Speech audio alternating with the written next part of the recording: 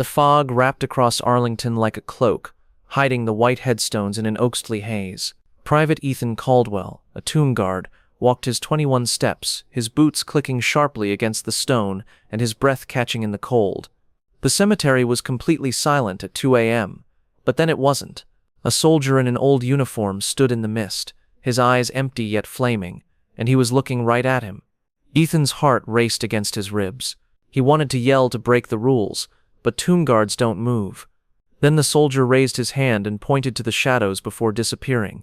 Ethan stood still, the night closing in on him, and the gun heavy on his shoulder. No one told him, and the manuals never warned him, that the tomb doesn't merely respect the dead, it calls them back. And this soldier had a story that Ethan was going to learn, whether he was ready or not. Before we get into this story, please subscribe and leave a comment to let us know from where you are watching this. And if you think that principles like honor, courage, and sacrifice are still important, help us keep their memory alive. A thick fog curled between the rows of white headstones at Arlington National Cemetery on a fall night. At the tomb of the nameless soldier, the air was calm save for the sound of boots clicking against stone in a steady pattern. 21 steps. Stop. Turn. Again. 21 steps. Personal Ethan Caldwell, a tomb guard for the Third Infantry Regiment, moved carefully with his M14 rifle resting on his shoulder. His face was a mask of discipline in the dim light of the monument. Ethan was fresh to the old guard at 24 and had only been guarding the tomb for 6 months. But now, his first night shift alone, something didn't feel right. The fog got thicker and moved about like it was alive. Ethan maintained his eyes on the ground and paid attention to the rhythm of his strides, but he felt a cold go down his back. He noticed it out of the corner of his eye, past the chain-link fence, a soldier in an old olive drab outfit, like something out of a history book. The person didn't move and was hard to see in the fog. Ethan's heart skipped a beat.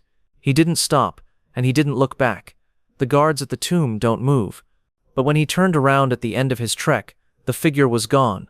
He convinced himself it was only the fog, just the stupid fog on a long night. He held on to his gun tighter and kept going. 21 steps. Stop. Turn. The same thing happened again the next night, about 2 a.m. The soldier was there, closer now, at the edge of the plaza. This time Ethan saw more details, the faded chevrons of a private, a youthful face, maybe 19, as pale as the marble around them. The soldier's eyes were fixed on Ethan's. They weren't threatening, but they were begging, as if he needed something Ethan couldn't define. Ethan's breath caught. He wanted to shout out and ask who was there, but his training stopped him. The figure disappeared into the fog when he blinked. Ethan was scared by the third night. He stood in the guard shack before his shift, looking in the small mirror to check his clothing. His hands shook a little. Maria Torres, his squad leader, stood with her arms crossed against the doorframe. Maria was 32 years old, tough as nails, and had a no-nonsense look that could make a new recruit sweat. "You look like you saw a ghost, Caldwell," she observed in a dry voice. Ethan made himself laugh. "Maybe I did. Have you ever seen anything strange out there at night?" Maria lifted an eyebrow. "Arlington has stories.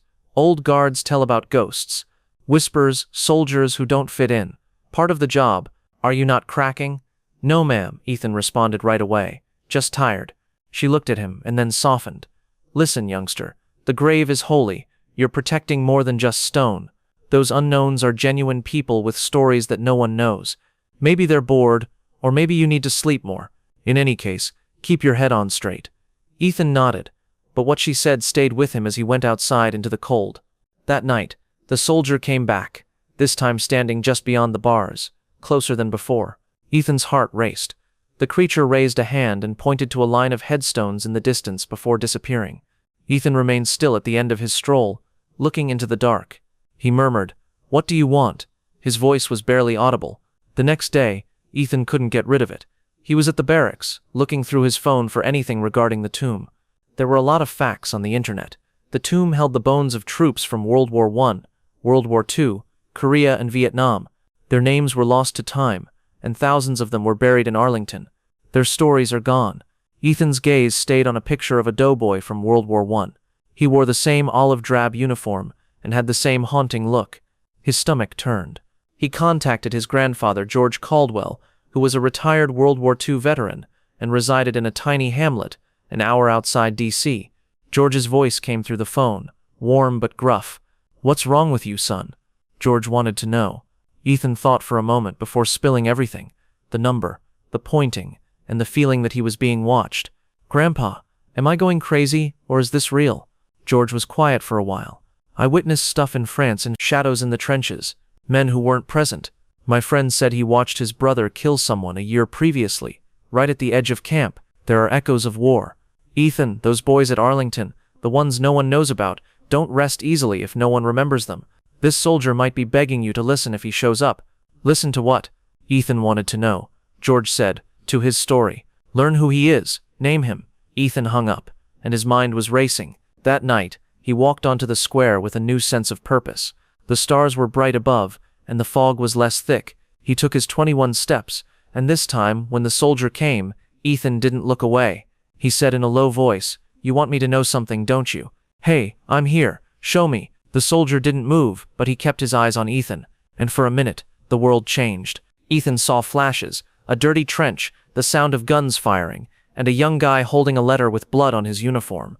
Then it was gone, and Ethan was back on the plaza, out of breath.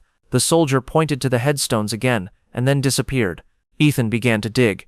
In his free time, he looked through Arlington's archives, old military papers, and whatever else he could find. He read about a World War I soldier who was buried as an unknown, and had a piece of paper in his pocket that said Will, Pennsylvania 19, just a boy who died in the Meuse-Argonne, one of the war's worst engagements. No last name, no unit. Ethan's chest felt tight. He said to the empty plaza, "Was that you?" He began to converse to the soldier while he was working, even though it might have seemed weird. "Hey Will, if that's your name, I'm Ethan. I'm from Ohio. My father was in Iraq. Doesn't say much about it. I signed up to make him proud, but I sometimes wonder if I'm made out for this." He stopped for a moment, partly expecting an answer, but the night kept quiet. Still, it felt appropriate to talk, like he was making a connection to something. The sights got stronger one night. Will, the soldier, stepped onto the plaza while Ethan stared by the tomb with the fog curling around his boots. Ethan's heart raced, but he stayed put. Will's lips didn't move, but Ethan saw a lot of things in his mind. A small farm in Pennsylvania, a mother making a uniform, and a young man penning a letter by candlelight that said, "Dear Ma, I'll be home by Christmas. Don't worry." Then the trench again. Cries, muck, a shell going off and Will's body falling. He had the letter in his hand but never mailed it. Ethan stumbled and caught himself with his weapon. "I saw it," he said in a low voice. "I saw you. What do you want me to do?" Will pointed to the headstones again, and his face was gentler now, almost tranquil. Ethan knew what he needed to do. The next day, he called Dr. Sarah Lynn, a historian who worked with the records of Arlington. He told her about the piece of paper with Will's name on it. Sarah didn't believe it, but she said she would help. After days of looking, she found a small clue, a private named William Harper from Lancaster, Pennsylvania, who went missing in 1918. No corpse was found, and no family was told. He was 19 years old. "That's him," Ethan murmured, his voice heavy. "I know it is." Sarah gazed at him, her eyes seeking. "How do you know this, Ethan?" "I just do," he said. "Please help me pay my respects to him." Ethan couldn't stop there. He began to write down all he had seen in the visions, such as Will's farm, his mother, and the letter. He told Maria about it, thinking she would laugh, but she didn't. She said, "You're doing the right thing for him. That's what the tomb is for, not just to protect, but to remember." Ethan's determination intensified. He told his boss about an idea he had, an initiative to memorialize the unknowns, not just at the grave, but all across Arlington. He said, "Let's call it the Memory Project. We read their stories, even the parts we don't know, so we don't forget them." The CO wasn't sure, but Maria was there for him. "Please let the kid try, sir. It's what the old guard stands for." The initial ceremony was small and took place around dark on a cold November night. Ethan stood in front of the grave. In the dimming light, a group of troops, veterans and families came together. His hands shook as he gripped a piece of paper, and his voice was steady yet rough. He started with, "Private William Harper, born in Lancaster, Pennsylvania, in 1899. He wanted to be a teacher. He wrote to his mom and told her he would come home. In October 1918, he perished in the Meuse-Argonne while fighting for his nation. We don't know his name anymore, but we remember him tonight." The gathering was quiet, and several were crying. Ethan felt like the air itself was lighter, like a weight had been lifted. He looked over at the headstones, half hoping to see Will, but the plaza was vacant. The soldier didn't show up that night for the first time in weeks. Ethan kept moving.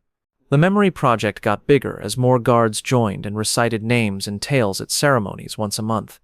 Ethan and Sarah worked together to find more pieces, letters, dog tags, and bits of lives that had been left behind.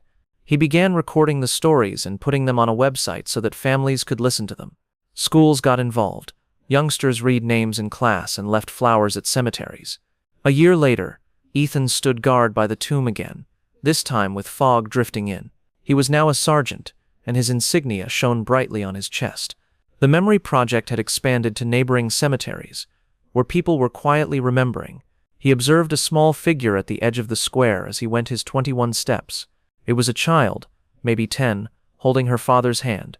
She moved forward and put a solitary white flower at the foot of the grave. Ethan saw a note hidden in the petals that said, "Thank you for remembering them."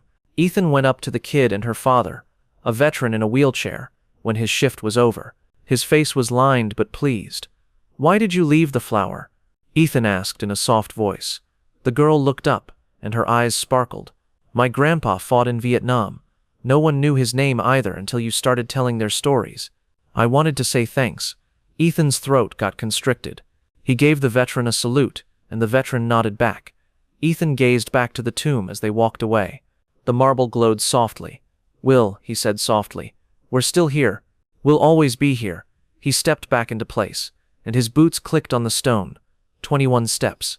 Stop. Turn. The fog got thicker, but Ethan wasn't scared. He knew he wasn't the only one. Ethan went to see his grandfather the next morning.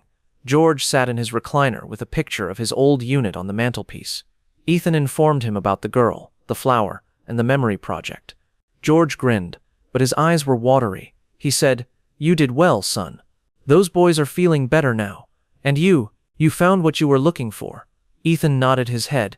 "Yes, Grandpa, I guess I did." George reached for his hand, and even though he was old, his grip was firm.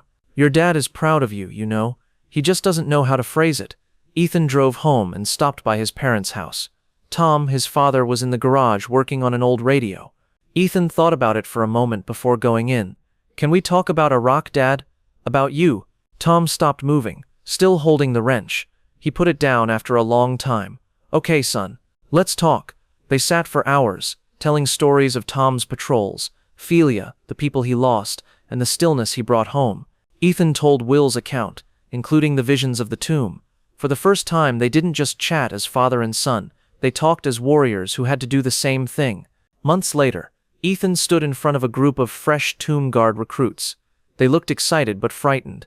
He didn't talk for long, only a few words that were steady and clear. He responded, "The tomb isn't just stone. It's a commitment to the people who don't know what will happen, to their families and to each other. You'll sense them out there in the fog and the calm. They are brothers, not ghosts. Pay attention to them. Keep these in mind. That's what makes us guards." "Sergeant Caldwell, have you ever seen anything out there?" a recruit yelled as he walked away. "You know, like the tales?" Ethan gave a small smile. "Keep your eyes open, Private, you might." Ethan took his post one last time that night before the new rotation. The fog was thick, and the square was quiet. He took his 21 steps with a calm heart. He stopped at the conclusion of his trek to stare out over the sea of headstones. There was no soldier. There were no visions. But Ethan felt something there, not heavy but warm, like a hand on his shoulder. "Thanks, Will," he said softly. "Don't worry, brother." He turned around, and his boots made a noise in the night. 2 steps, a halt, and a turn. He and the tomb kept vigil. This is the story of a soldier who got lost, a tomb guard, a foggy night at Arlington, a whisper, and a memory that connected the past to the present. At the tomb of the nameless soldier, every step and every stop is a commitment. Sometimes the best way to honor the dead is to say their names and tell their stories. So take a minute today. Think of Ethan, Will, and all the other people whose names are not spoken. Tell their tale not only to commemorate them, but also to remind us all that remembering is the most important thing we can do. If you ever go to Arlington, stand at the tomb, count the 21 steps, and listen. You might be able to feel the heartbeat of a nation, steady and strong through the fog.